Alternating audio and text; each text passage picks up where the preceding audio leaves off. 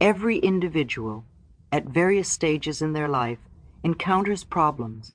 But have we ever paused to ponder upon what truly constitutes a problem?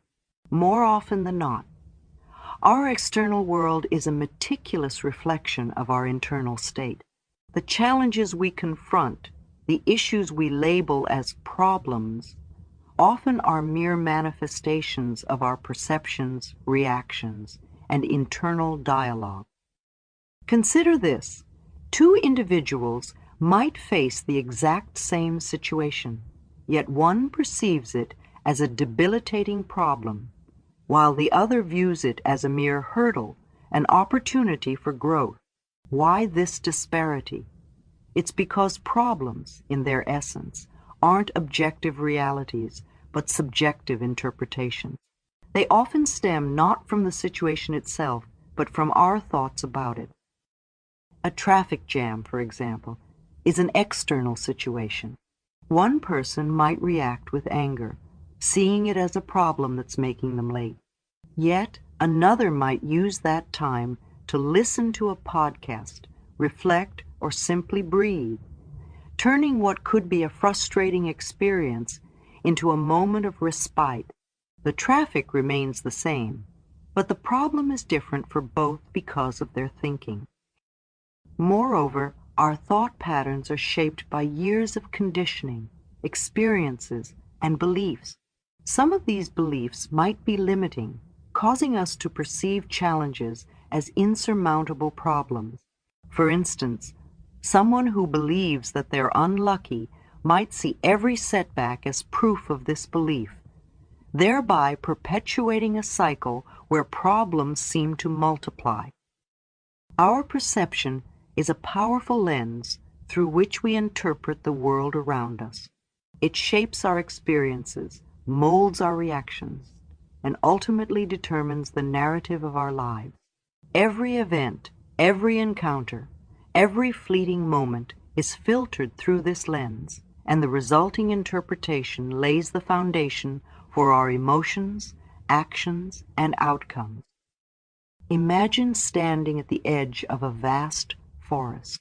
One person might see the dense trees and immediately feel overwhelmed by the thought of navigating through it, focusing on the potential dangers lurking within. Another might be exhilarated by the beauty, the mystery, the potential adventure that awaits, seeing it as an opportunity to explore and discover.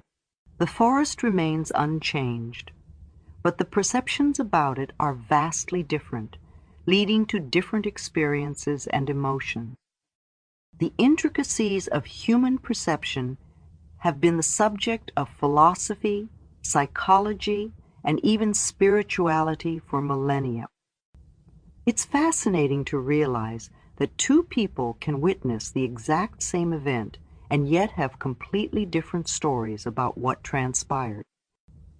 This is because perception is deeply personal, influenced by our past experiences, cultural background, personal biases, and even our current mood. Furthermore, our perception isn't just a passive observer. It's an active creator of our reality. When we perceive a situation as threatening, our body reacts accordingly, releasing stress hormones and preparing for defense or escape. Conversely, when we perceive an event as joyous or beneficial, we experience positive emotions, release endorphins, and our body relaxes. In both scenarios, our physical and emotional states are direct results of our perception, not the actual event. But what if we could harness this power? What if, instead of being slaves to our perceptions, we become their masters? By becoming acutely aware of how we perceive situations, we can actively choose responses that serve us better. It starts with recognizing that we have the agency to question our initial reaction. We can ask ourselves, is there another way to see this? Can I choose a perspective that empowers me instead of diminishes me? Shifting our perception doesn't mean ignoring challenges or glossing over difficulties. Instead, it means finding empowerment even within adversity.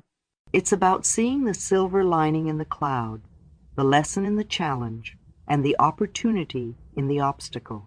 When we start doing this, we not only alter our immediate reactions, but also set in motion a ripple effect that can transform the trajectory of our lives. The nature of our thoughts, especially in response to the myriad events that shape our daily lives, often finds itself oscillating between two poles, reactive and proactive. These poles, though seemingly simple concepts, dictate not just our immediate responses, but also the overarching narrative of our lives. Reactive thinking is instinctual, immediate, and often based on past conditioning or preconceived notions. It's the snap judgments we make, the quick assumptions, and often the defensive stances we take when confronted with challenges or unexpected situations.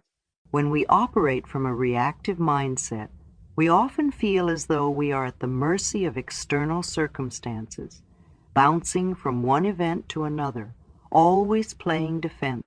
This form of thinking is characterized by emotions such as fear, anxiety, and defensiveness.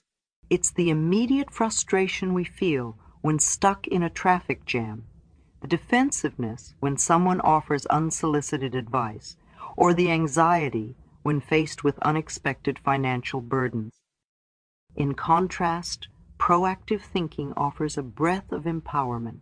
It involves a more deliberate, considered approach to situations. Proactive thinkers anticipate, plan, and often work from a foundation of values and long-term goals rather than immediate emotions. They see themselves as the creators of their destiny, taking charge and making decisions based on foresight and reflection. Instead of simply reacting to the world, proactive thinkers engage with it, shape it, and direct their journey through it. For instance, a proactive thinker doesn't just get frustrated about a recurrent problem. They seek long-term solutions. Delving deeper into the nuances, it becomes evident that reactive thinking is often linked to our primal survival-based instinct. Historically, humans had to react quickly to threats, and this instinctual, immediate reaction served us well. However, in our modern complex world, many of these threats are not physical, but psychological, and reacting without reflection can lead to unnecessary stress and conflict. Proactive thinking, on the other hand, aligns more with our evolved, higher, order thinking capabilities. It's the part of us that dreams, plans, and visualizes a better future. It's the voice that reminds us to save money for future endeavors, to cultivate healthy habits for long-term well-being, or to address the root cause of a recurring issue rather than just its symptoms. But how do we shift from reactive to proactive thinking? The transition starts with self-awareness. By recognizing our triggers and habitual patterns, we can pause before reacting, giving ourselves the precious gift of choice. It involves constantly asking ourselves, is my response serving my higher goals? Am I reacting out of habit or choosing my response based on what's beneficial? Ultimately, embracing proactive thinking is about regaining control. It's about realizing that while we can't always control external events, we can always control our responses. And in that control lies our power, our agency, and our potential to shape our destiny. Thoughts, much like the rivers that carve valleys through landscapes over millennia, create deep channels in our minds through repetition and reinforcement. These channels, or patterns, dictate not only our responses to specific events, but also color our overall view of the world. However, while some of these thought patterns serve us well, guiding us towards growth and well-being. Others can be limiting, confining us to mental loops that hinder our potential. For instance, if from a young age one is constantly told they are clumsy or incapable, they might develop a thought pattern that internalizes this belief. Over time, every minor mishap or challenge might reinforce this belief, even leading to self-sabotaging behaviors. Such a person might avoid trying new things for fear of failure, or might not believe in their ability even when they succeed. Conversely, someone who grows up being affirmed for their abilities, or who learns early on to see failures as opportunities for growth, develops a different kind of thought pattern. They might approach challenges with enthusiasm, view setbacks as temporary, and believe in their inherent ability to learn and grow. These thought patterns are not merely benign narrators of our lives. They play an active role in shaping our reality. Our beliefs about ourselves influence our behaviors, which in turn affect our outcomes.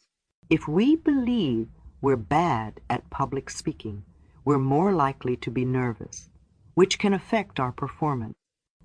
But if we view it as a skill we can improve upon, we're likely to approach it with a more positive attitude and perform better.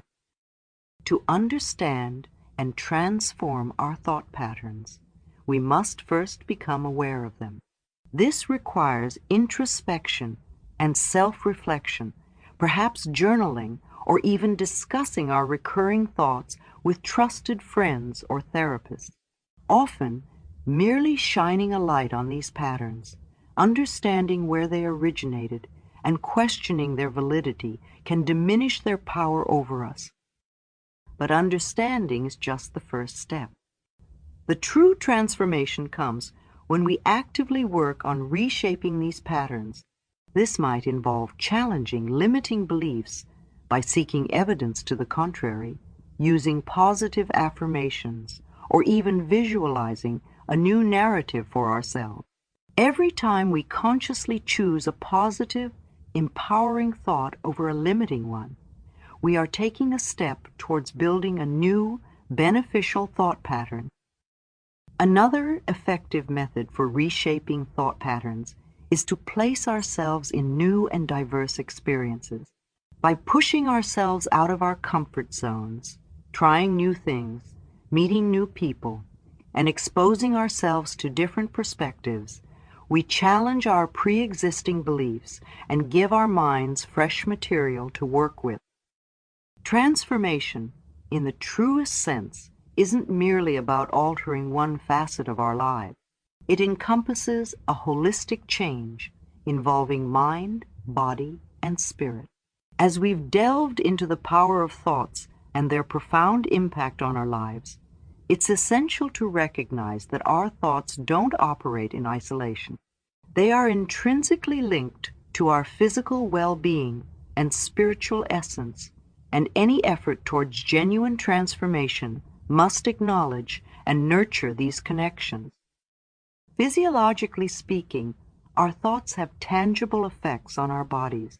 A single negative thought can trigger a cascade of stress hormones, tightening our muscles, quickening our heartbeat, and impacting our overall health. Conversely, positive thoughts can release a flood of endorphins, promoting relaxation, enhancing mood, and even boosting our immune system. This intricate dance between mind and body is ceaseless, reminding us that our mental well-being is inseparable from our physical health. Therefore, in our quest for transformation, it becomes imperative to cultivate practices that nurture both.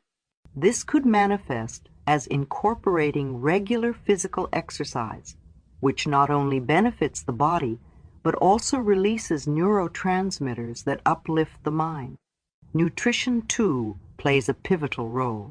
The adage "you are what you eat" rings true, as the quality of our nutrition directly affects brain function and mood. But beyond the physical realm, our thoughts also resonate with our spiritual essence. Every thought we entertain can either bring us closer to our higher self or create a chasm of disconnection. Negative limiting beliefs often stem from a disconnection from our true boundless nature. Reconnecting with this essence becomes a cornerstone of holistic transformation. For many, this spiritual connection is cultivated through meditation, prayer, or contemplation. These practices, when integrated regularly, not only offer a respite from the chaos of daily life, but also realign us with our deeper purpose and essence. They serve as gentle reminders of our infinite potential and the boundless possibilities that lie before us. Furthermore, our relationships and the environments we immerse ourselves in play crucial roles in our transformation journey. Surrounding ourselves with positive, uplifting individuals can fortify our resolve, challenge our limiting beliefs, and provide support in moments of doubt. Likewise, creating environments that foster peace, creativity, and growth, be it through decluttering our living spaces, spending time in nature, or indulging in art and music, can act as catalysts for change. In essence, true transformation is a symphony of changes across multiple dimensions of our being. It requires a deep acknowledgement of the interconnectivity of our mental, physical, and spiritual realms.